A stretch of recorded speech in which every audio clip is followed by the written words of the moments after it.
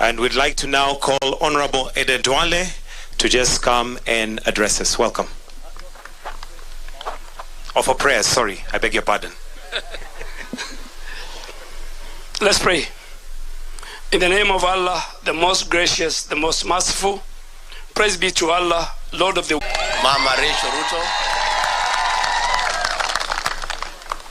the first family, and all of us who are here today. God is good, and all the time. Do I have anything to say? Your Excellency, today is a great day for this country. It marks the beginning of the economic transformation of the Republic of Kenya. We are here not to say that we have achieved this victory, but to say that this victory was the work of God. Amen. The rocks that were put in our path could not be lifted by a human being. It is all the work of God.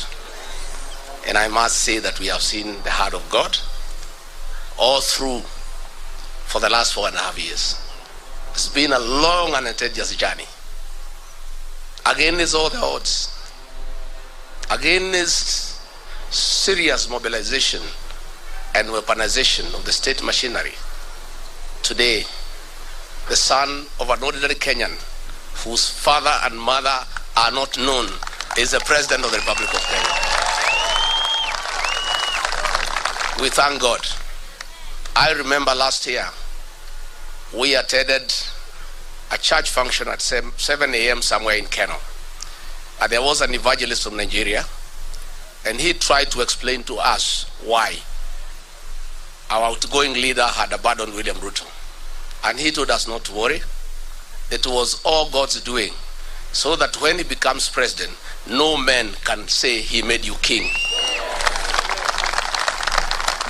Therefore, we give glory to God, and we thank the people of Kenya for what they have done for their country. This is a great country, and Kenya has no problem. The problem of Kenya is one of leadership. Once you put the right leadership into place, this is a beautiful country with very resourceful and hard-working people. All you need is to create the right environment for the people of Kenya to prevail. And I have no doubt, agreeing with the rest of Kenyans, that the men we have put into office, Dr. William Ruto, is up to the task. So, Your Excellency, mine is with a lot of humility to assure you that myself and the team under you, we shall give you the necessary support so that you can pretend over the transformation of this beautiful country. We shall work day and night, but I must admit that though we may not be able to be as hardworking, to be as zealous, to be as passionate as you are, we'll give it our best shot. And I want to urge all our colleagues in this struggle, those who have been persecuted, those who have wounds, please let this victory heal all our wounds. And let us get to work. We have work to do. We are inheriting a dilapidated country with a 10 trillion public debt. We are inheriting a country with 6 million young people who have no jobs. We are inheriting a country with 14 million Kenyans in CRB. We have work to do. And let nobody cheat you that it is easy. We have to work from day one. So let bygones be bygones, and let all those who are against us, we invite them to join us. We build this country together. We have nothing against anybody because we are Kenyans and we are good people. And all we want is the economic transformation of our beautiful country. Before I invite our president, let me take this opportunity, Your Excellency, if you may allow me, give a word of assurance to the public service. We are aware that your morale is low. We are aware you feel demeaned. We are aware you have become non-productive because of what you have been taken through. I want to assure you on behalf of my boss that our first job is to restore the dignity of the public service. Our first job is to cushion civil servants from harassment by officers in the police force under the guise of fighting corruption. Our work is to protect the civil servants from extortion. Our work is to make sure that we get a working public service to assist us in the management of the affairs of this country. And I have no doubt in my mind that if all of us support Dr. William Ruto and his team, in a year's time, he will restore Kenya to where President Mwai Kibaki left us. It is now I'm the most privileged person to invite a brand new president. So join me in inviting the President of the Republic of Kenya, Dr. William Samoei Ruto, to come and say something.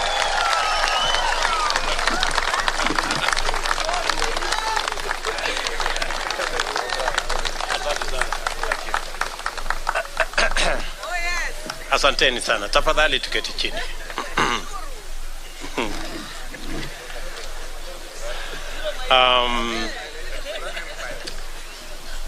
Of course you agree with me that I am overwhelmed. This is a moment like no other. And let me first take this opportunity to thank the Almighty God. Yes, it is God. I say it is God. Without God, we wouldn't be here.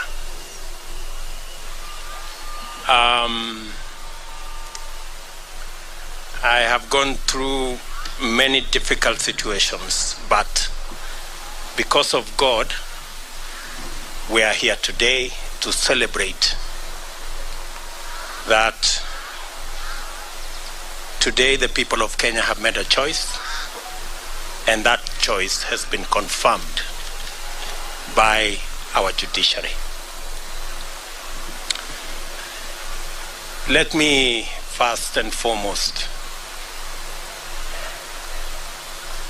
say we are truly grateful as a team, as the Kenya Kwanza team. We are grateful to God because we have come a long journey. We have worked hard. But as the Bible teaches us in Proverbs 20 verses 7, that some trust in chariots and others trust in horses, but we trust in God. It's not the waking up early. It is not the working long hours. It is the favor and the grace of God that has gotten us here. And we are acutely aware of that. Let me also, in a very special way, thank many people who have prayed for us from across the religious divide. Many people have prayed for us. In fact, I said on the day I was given the certificate, I said we were prayed into victory. I want to thank many people who prayed across this country. Many people fasted, and we are truly, truly grateful. And I want to say to the people of Kenya and to those who have made effort to get us here, that we will not let you down. We will work hard and we will not let you down.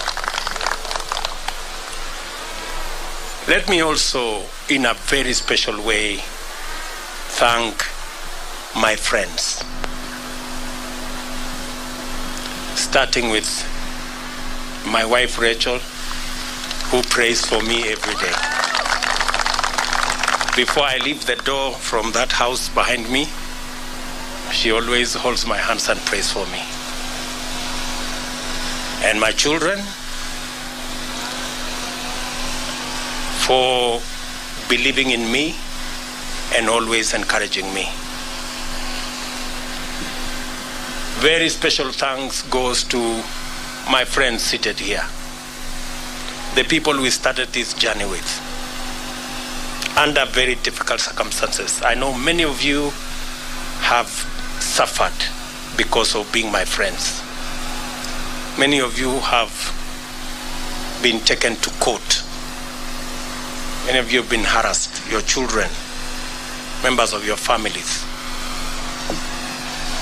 The only crime is that you chose me as a friend. I don't take it for granted that you are my friends.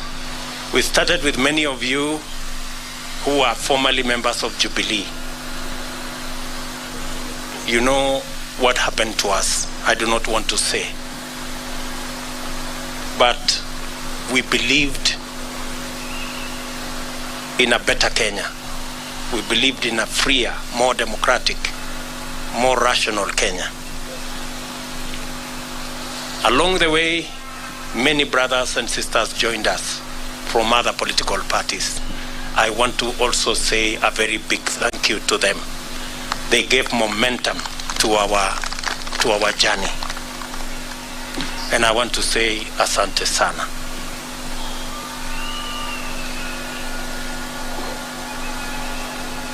Let me also congratulate and recognize and appreciate the people of Kenya who believed in us. They went out of their way. Under very difficult circumstances, they believed in us. They listened to us. You know, the legendary Mamamboga and Boda Boda guys, they are the heroes of our campaign. They defined this election. They were the embodiment of our quest for a better economy for our Kenya, for our country. The millions of Kenyans who believed in us. Today, by voting for me, the millions who woke up early to go and vote, they have not only voted for me, but they have opened doors and gates for their own children in every village, in every neighborhood, knowing very well that their children as well can become leaders. And every child is free to dream, and every child is free to aspire to any office. And working hard, believing in God, they can get wherever they want to go. I think my election opens possibilities for all our children, irrespective of their background, irrespective of where they come from, irrespective of their financial status. But this afternoon, with the unanimous decision of the Supreme Court of Kenya, our lengthy, suspenseful, and protracted election has come to an end. My fellow presidential candidates and I made our respective cases before Kenyans and submitted ourselves to their sovereign decision at the ballot. After the results of the vote were declared, it was taken up before the Supreme Court for scrutiny to make sure, beyond all doubt, that the will of the people had prevailed. The court returned its verdict, and I welcome it with tremendous humility. I salute the judges of the Supreme Court who have performed their duty with utmost fidelity to the Constitution. They listened to all parties, considered all issues, applied the law, and demonstrated their learning, impartiality, and patriotism. Their professionalism has elevated the stature of the judiciary, enhanced the place of petition process in legitimating election results as the true reflection of the people's decision, and afforded the nation an opportunity to reflect. It also afforded the nation an opportunity to debate and to come to terms with the implications of the last general election. I do not take this for granted, and I thank the judiciary in general and the Supreme Court in particular for staying strong as the shining beacon of constitutionalism and the rule of law, even in the most daunting of circumstances. And you know what I mean.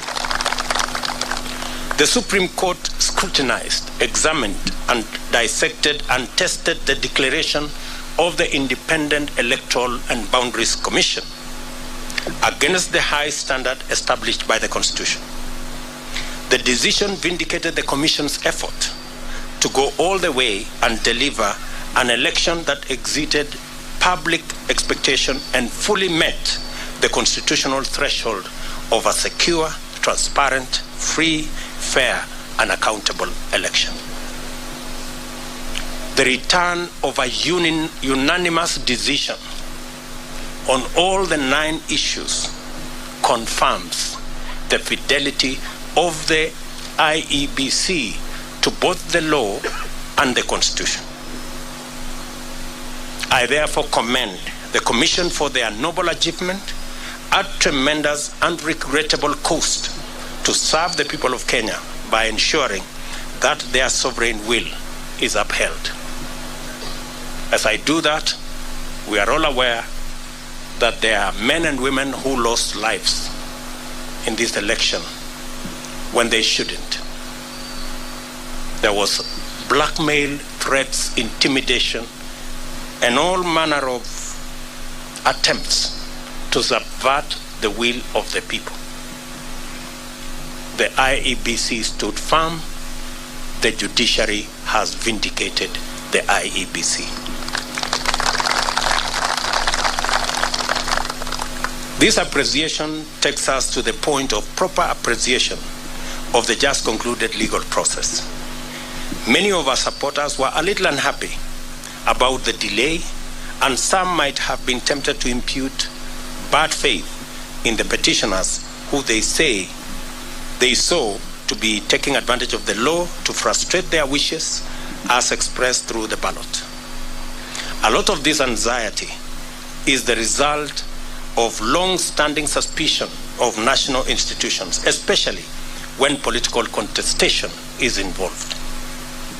The Constitution of Kenya 2010 has done a lot to create comfort in institutions and the rule of law, and we continue to make encouraging progress on the path towards becoming a higher trust society, standing fully on its constitution.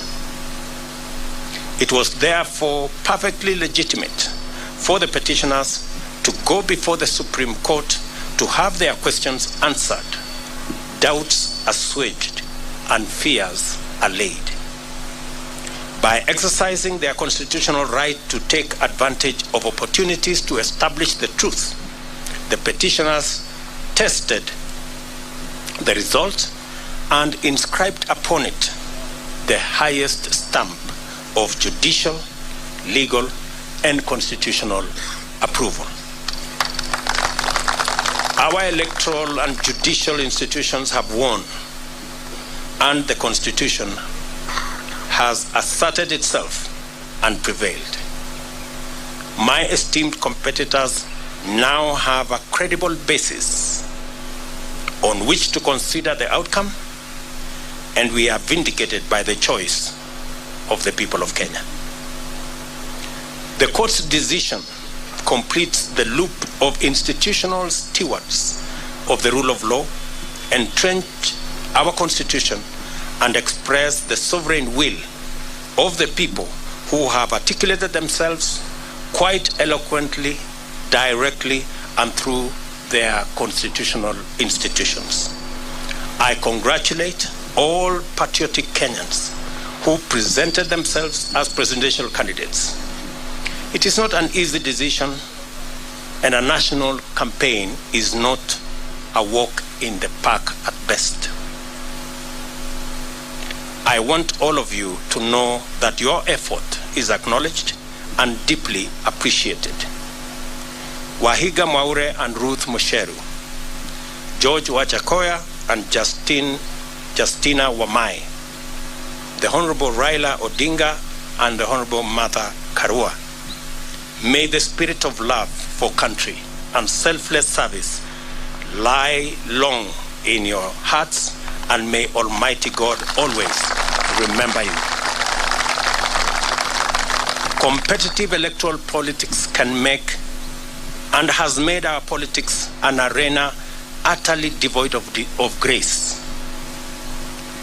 This fills the life of political candidates with loneliness, worry, and exaggerated sense that the stakes are do or die, and elections therefore matters of life and death. It poisons political competition, exterminating the sporting spirit which unites winners and losers by enabling them to access the grace to define their relationship in terms of what they share and not what divides them. Democracy is expected to unite a people, strengthen their society, and improve their institutions, and must not become an acrimonious, fearful, and desperate enterprise. We offered alternative visions and missions and submitted to the sovereign decision of the citizens of Kenya. We are only competitors, not enemies. We vied to unite and strengthen Kenya, not to divide and weaken it. I therefore consider all of my competitors to be my worthy compatriots. Kenyans are united in the quest for a better society that is kinder to its children, gentler on the vulnerable, respectful of their rights, and committed to serving them. Those who voted for me, as well as those who voted for my competitors, want the same thing for themselves and for their children. I honor this aspiration, and I am committed to do and to rise up early, work hard all day, every day, so that we can realize it together. My deputy and I and the Kenya Kwanza team pledge to make Kenya a country of everybody and everyone. My administration shall do justice to all, regardless of their social status, religion, ethnicity, gender, whether they voted at all or whom they voted for. I therefore extend a hand of brotherhood to all my competitors and to all their supporters. We are not enemies, we are Kenyans. Let us unite to make Kenya a nation where everyone shall be proud to call home. My administration will recognize in full the now established tradition of honoring our leaders who have served this nation and shall not in any manner interfere with their privileges and their entitlements in retirement. They are revered elders of our nation who deserve respect at all times. It is now time for us to prepare for the day when we wake up to the momentous duty to serve Kenyans. Let us all reflect on our contribution and look forward to build this country and nation together to achieve the glory of Kenya, express its heritage and splendor, and fill every Kenyan heart with thanksgiving. As I said earlier, the hero of our campaign is the legendary Mama Mboga and Boda Boda. The hero of the election is one Wafula Chebukati and the Independent Electoral and Boundaries Commission. And the hero of our democracy and the rule of law and constitutionalism is our judiciary. we celebrate all Kenyans, and I pledge and commit to work as the Kenya Kwanza team in making sure that we take Kenya to the next level. I will be making a much more comprehensive statement further down the road. I thought I should recognize everybody who has made a contribution towards this success today. As I said, it's not about me and my good brother Gachagua and the leaders who are here.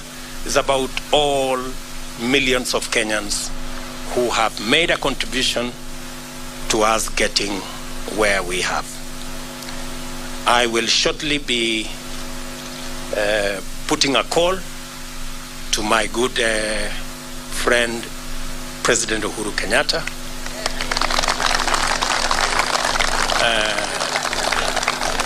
We have not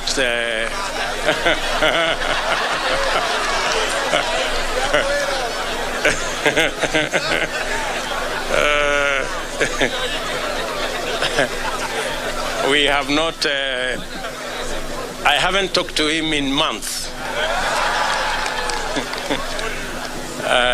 But shortly I will be putting a call to him so that we can have a conversation on the process of transition.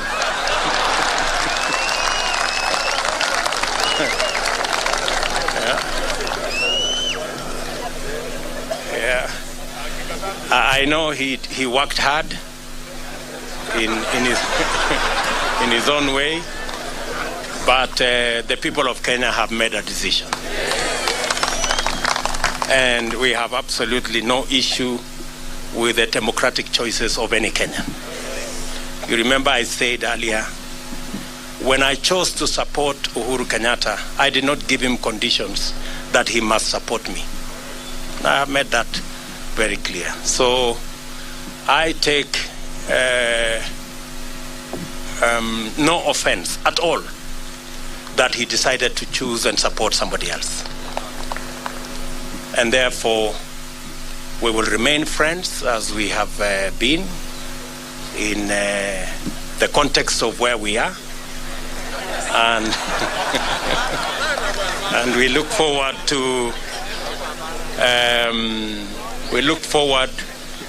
building on the foundation that's already there in the many issues that I worked with him, and be able to take Kenya to the next level in the many things that we would have wanted to do that we did not do. We are a very responsible people.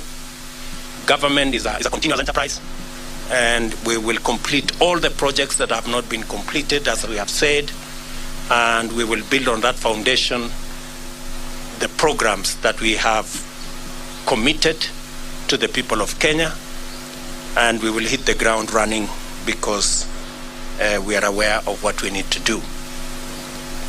I will also be putting a call to my worthy competitors, beginning with Raila Odinga, my worthy competitor, with his Azimio team, so that we can begin to contextualize how we are going to work together for the people of Kenya. Those of us who will be working from the executive, and the Azimio team who will be working from the opposition.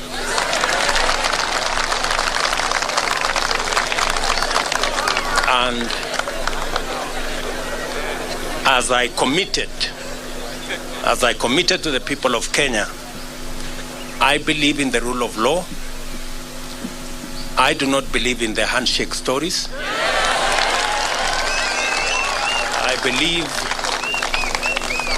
I believe in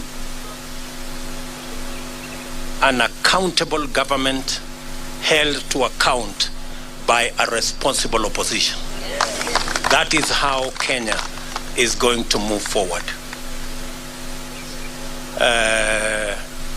And so I look forward to a conversation on how they will hold us to account and make sure that we deliver on the commitments that we have made to the people of Kenya, and public resources are put to good use in an accountable manner, and so that we can reap the benefits of what the people of Kenya have done in electing us into office.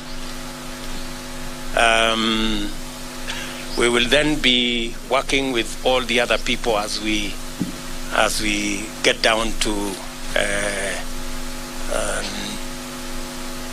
doing what we committed to the people of Kenya that we do. I know there is huge expectation. Many people are texting me and asking, when is the Hustler Fund going to be launched? Many people are asking me, many farmers want to know when subsidized fertilizer will be available so that they can get on with the journey or with the business of growing food for us so that we can reduce the cost of living. Many farmers are asking when we are going to begin the journey on agro-processing and value addition. Many people across Kenya want to know when we are going to begin our housing program. I want to commit that as soon as we are sworn into office, in fact, beginning tomorrow, I will be working with the people in government offices so that by the time we get sworn in, we will have work to do and begin the process of implementing our plan. Let me say to all of you, I know many people have come here. I know many members of parliament are here, many governors are here, many senators are here, members of county assemblies. Let me take this opportunity in a very special way to recognize our legal team, led by Senior Counsel Fred Ngatia and Senior Counsel Kioko Kilukumi and Senior Counsel Kiragu, and of course my chief agent and team leader of the legal team, Professor Abraham Kidhure Kindiki. And all the senior lawyers here, let me not mention all their names. We had the best legal team anybody could assemble. And we are very proud of you, ladies and gentlemen. Thank you very much for protecting our victory and for doing your bit. I remember when I talked to them, I told them those of us who are politicians have done our bit. We handed over the baton to them, and I told them they should not drop the baton. And they brought it home in one piece, and we want to celebrate them. Tuwapige makofi jameni hawa makofi. Let me also say, for good record, that these great men and women, our legal team, volunteered their services for free.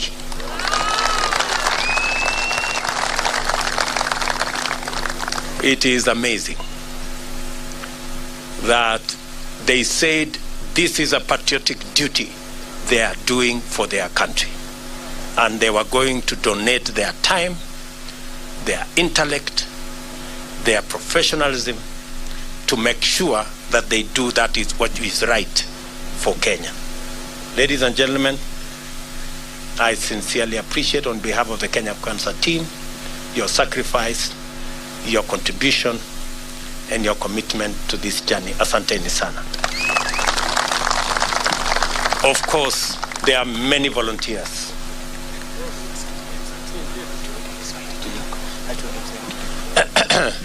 There are many volunteers who came across. There are many people who supported us in many ways. There are many people who contributed merchandise. Many people contributed resources of all types, merchandise, airtime, equipment, transport, and it was just amazing. We ran a campaign. Many people believed that I was very organized, but I want to tell you, it was it was not me. Everybody made a contribution. That's why the whole thing looked seamless. We didn't have to push nobody to do nothing. Everybody did what they were supposed to do without asking. So I want to say thank you very much to our team. I want to announce that this marks the end of the politics of deceit and the politics of betrayal and the politics of conmanship. It is the end. We want the politics of the Kenya of the future. Every leader must be held to account on what they say, and they must match what they say with what they do. I promise you, ladies and gentlemen, that with the opportunity God has given us, we want to have a country based on the rule of law. As my deputy has said, the criminal justice system will be reserved for fighting criminals and criminality and making sure that public resources are protected and criminals are brought to book. The criminal justice system will never be used again for political reasons.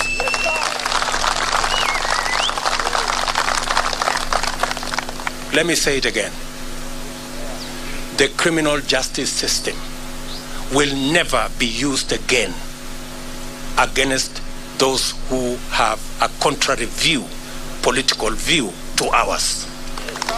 I want our competitors to rest assured that though the rest of us have been subjected to threats, blackmail, intimidation, and unnecessary fights, I commit that under our administration, nobody will be vilified or victimized or prosecuted for holding a contrary political view from ours. This is a democratic country, and we want to remain so. Our competitors have nothing to fear, like the way many of our supporters have had everything to fear for being our friends or for holding a contrary view from those who wielded power. So, and as I have said, we will respect our President, Uhuru Kenyatta, in his retirement. We will give him the respect and dignity a former head of state deserves. We are honorable people. We are not petty, and we are not jealous. He has done a good job, and he will have his place in the history of Kenya. So nobody should peddle any falsehoods or that we harbor anything against the President of Kenya. When our good friend Raila Odinga retires also, we will give him the respect he deserves as a Kenyan leader who has made a huge contribution to the democracy of our nation, and every other leader that deserves respect. So to all our friends out there, we want to grow a nation. We want to build a society that is based on the rule of law and respect for our elders. So let me leave it there for now. the rest of the things we are going to say. I will take maybe 1 or 2 questions so that we can conclude this press conference. Na nitasema kwa Kiswahili, nitajibu maswali kwa Kiswahili. Sisi tumekubaliana? Kama mnataka niseme Kiswahili kidogo, nimesema ya kwamba kwa niaba ya team ya Kenya Kwanza tunamshukuru Mungu kwa sababu ya kutupatia ushindi.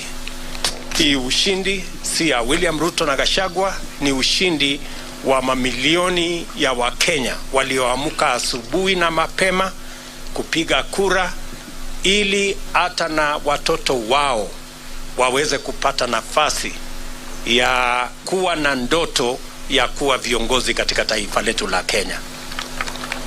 Nimesema vile vile ya kwamba tunawashukuru wale wote, hasa IEBC ambayo ilisimamia uchaguzi katika taifa letu la Kenya. Mbali na changamoto za makomishona ambao waligawanyika pale mwisho, IEBC ilifanya uchaguzi ambao ulikuwa wa huru na haki, na kila Mkenya ametosheka. Ma-MCA wamechaguliwa, wabunge wamechaguliwa, maseneta wamechaguliwa, magavana wamechaguliwa, na leo mahakama ya upeo imeidhinisha uchaguzi wa rais pamoja na naibu wa rais, kumaanisha kwamba IEBC ilifanya kazi ya muhimu. Na nimesema shujaa wa uchaguzi huu ni Wafula Chebukati na makamishna waliohakikisha ya kwamba uchaguzi huu haujapatilishwa na watu ambao walikuwa na njama ya kuharibu uchaguzi wetu. Nimesema vile vile tutapata nafasi kama viongozi kuongea na rais wetu ambaye anaenda kustaafu, ili tuweze kupanga mambo ya kukamilisha succession kwa njia na taratibu ambaye iko na heshima. Na nimesema vile vile kama vile tuko na desturi kama taifa, viongozi wetu wote wale ambao ni elders wa taifa letu, viongozi wanaostaafu kama rais, watapata heshima na watapata haki yao katika mahali pa heshima katika taifa letu la Kenya. Na hakuna wasiwasi yeyote kwa mtu yeyote kwamba kutatokea na jambo lolote. Yale ambayo yamefanyika, Waswahili wanasema yaliyopita si ndwele, tugange yaliyomo na yajayo, na hivyo ndivyo tutakavyofanya. Tumekubali vile vile ya kwamba kamwe criminal justice system katika taifa letu la Kenya haitatumika kuendesha mambo ya siasa katika taifa letu la Kenya. Wanasiasa wote wako na huru wakuwa na msimamo tofauti ya kisiasa, bila ya kujali ya kwamba watashurutishwa, watalazimishwa, watafunguliwa mashtaka yasiyo na maana. Hiyo haitafanyika katika taifa letu pale tukiwa viongozi katika taifa letu la Kenya. Wananchi wengi wameangaishwa, wamesumbuliwa, wamefanyiwa mambo mengi kwa sababu ya misimamo yao ya kisiasa, na tumesema haya mambo tutayakomesha. Tunataka kuwa na nchi ya demokrasia, mahali maoni ya kila mtu ni ya muhimu na hakuna mtu atashurutishwa kuwa na msimamo mmoja ama msimamo mwingine. Any questions, good people? Thank you very much. I don't think you have any questions. Uko na swali ya kusema nini? Sema jina. Thank you so much, Your Excellency. Congratulations on your win. My name is Ibrahim Karanja. I work for NTV. Yes, you have repeatedly said during the time the IEBC declared you as a winner, and even now when the Supreme Court has upheld your win, that you will work your government and with the opposition to the extent that it remains in the opposition. From where you sit, how should Kenyans take then your move of incorporating members of parliament who were elected in what were opposition parties in the election. Thank you so much. Thank you very much. You know, as I have said, there are many people who today are in Azimio, not because they want to be.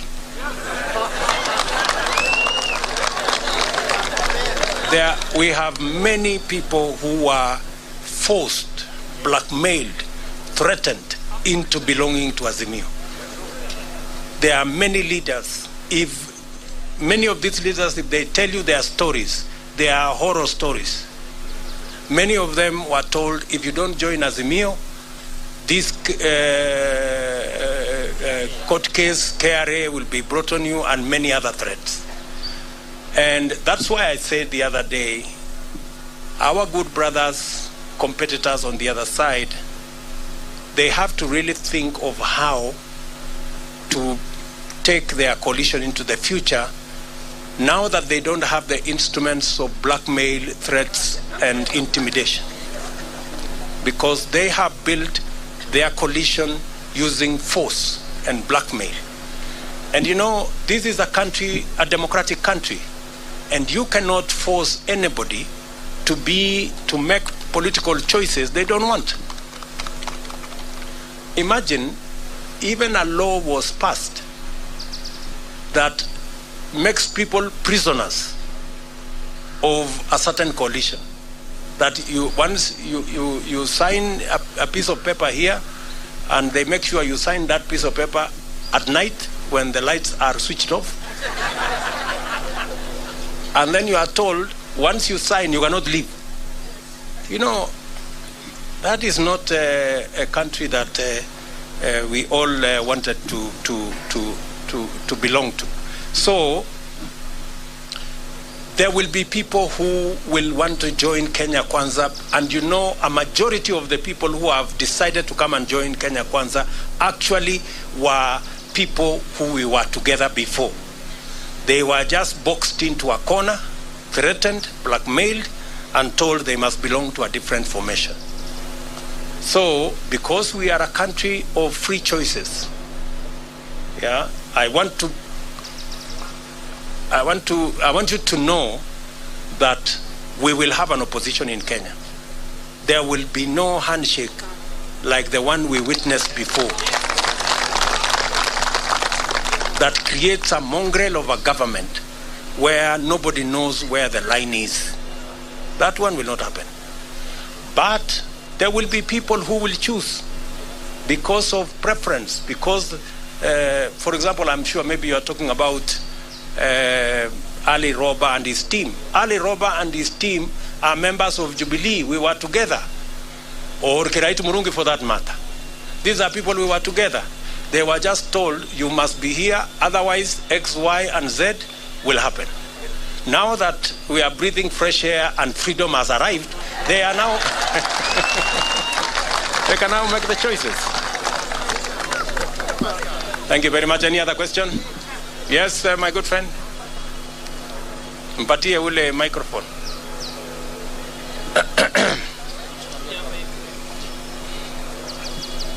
Congratulations, Sir President William Ruto. Asante. My name is Kevin Mihona from Mwangaza TV. Yes. Your Excellency President, there are young men like us who had some different thought about the verdict of this ruling with the court. What would be your encouragement to them? They are burning. I've been from the streets of Nairobi, and some of them are burning. Kindly tell them a word of hope. Thank you. As I have said, two things. We are a democracy. And in a democracy, the majority have their way, the minority have their say. Number two, I have said here, the administration we are going to run is the administration that is going to serve all Kenyans, irrespective of whether they voted at all or whoever they voted for.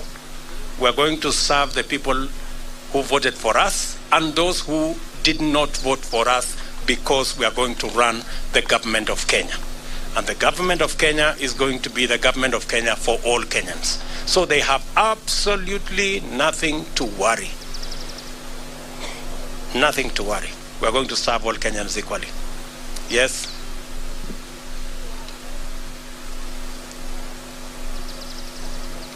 Mr. President, congratulations. Thank you. My dream was to be a professional footballer, but I had to kill that dream. What's your plan now that you're in power in terms of stadiums and making sure the football in this country works? Because there are so many dreams out there have been killed because of individual selfish reasons. What's your plan on that one? The same way the people of Kenya have made my dream a citizen from nowhere come true. As I have told you, I will work hard. You have read our manifesto on matters to do with sports, and we will work hard to deliver on our commitment so that people like yourself and many more who have dreams and their dreams stagnated or died because there was no opportunity, that we create that opportunity so that people like yourself or even other people who have aspirations like yours can also attain or make their dreams come true. That's how. That's how. Yes, one last question. Yes, give.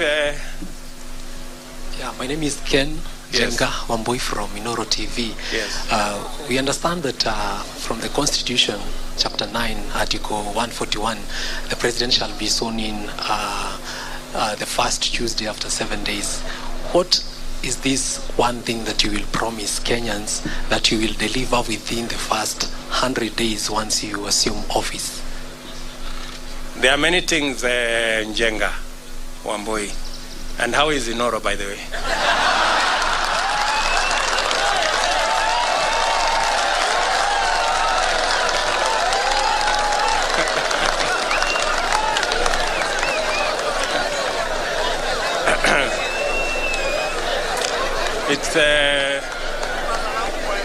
It's good to have you around, and I want to promise you that you will be treated equally like all other Kenyans. I know sometimes people think the people who really fought hard against us that we have grudges. We don't. We are Democrats, and we will work together. However, I will, your question on the first 100 days, let me not say it today. I will be making a statement on my inauguration. Just be patient kidogo.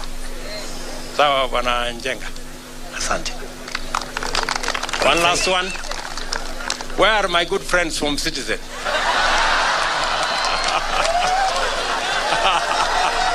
Citizen.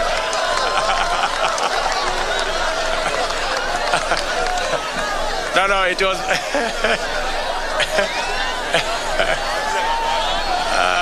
Citizen.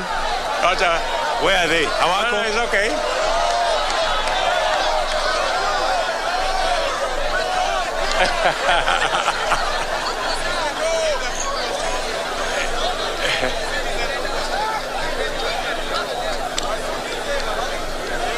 Yes.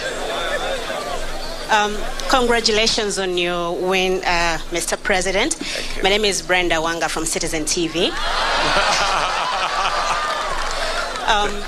I know you have said you will give a comprehensive statement a little bit later on what you intend to do in your first 100 days. You've said that in your manifesto before, but I know most of us are quite concerned and would like to know what your plans are in regards to fighting graft. That has been quite a big issue during this campaign. Thank you. Thank you very much. Thank you very much. I think it's a fair question. And how is my good friend Leto, by the way?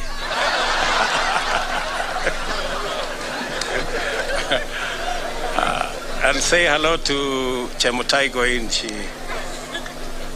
So, as I have said, I am going to make a comprehensive statement. And I want to promise you that among the things I want to do on the 100 days, one of them is going to be about tackling corruption. So expect a statement and expect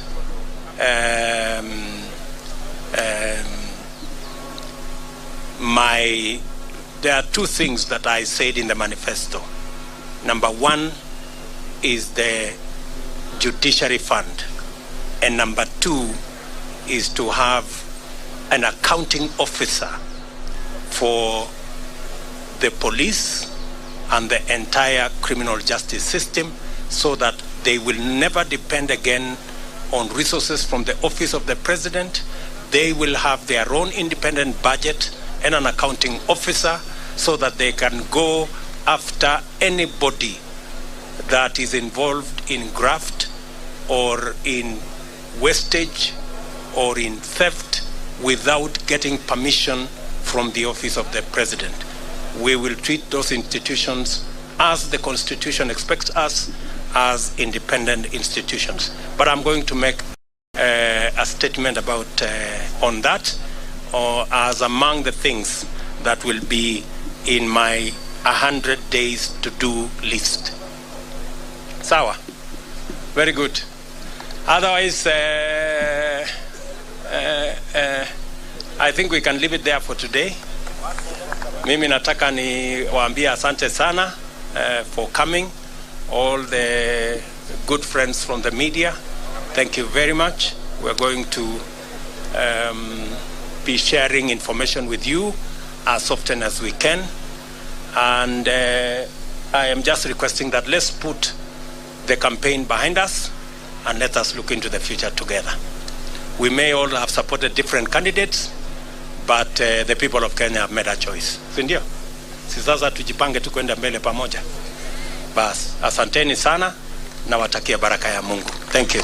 All right, kindly let's remain seated. Kindly let's remain seated for a minute. Would just like to have a few photographs, Your Excellency, with your permission.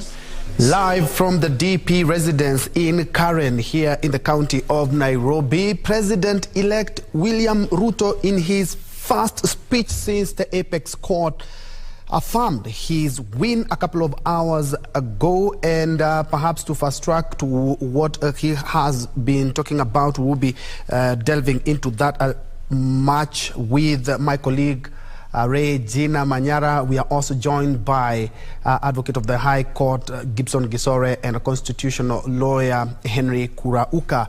Very quickly, some of the things that he has been able to point out, and it's a question that we very well knew in the media it's gonna be there. That is, what do you intend to do in the next 100 days? And he has, of course, he has been tight-lipped a little, but he has broken the ice there, talking about tackling corruption will be the first, and we expect a much comprehensive report. But something that he has said, and I know quite well, will identify with you two, my good learned friends, is the judiciary fund. This is something that we've had for a very long time, and he has talked about accountability for the police and also the criminal justice system. They will have their own, they will be more or less autonomous, and they will have their own budget so that they do not rely on the executive. A very quick one, Kurauka. Yes, what do you make of the DP of the president-elect now? Yes, speech, yes, and in particular in actualizing the judiciary fund? Yes, thank you very much. The speech is wonderful. I believe we expect more on 13th. Now, on judiciary fund, it was introduced in our constitution in 2010, and it has taken many years, more than a decade, to actualize it. We cannot talk of judiciary's independence without financial independence. We have other forms of independence, like the way we have seen our Supreme Court and other courts do. There are other independence, like administrative, without interference with any other organ.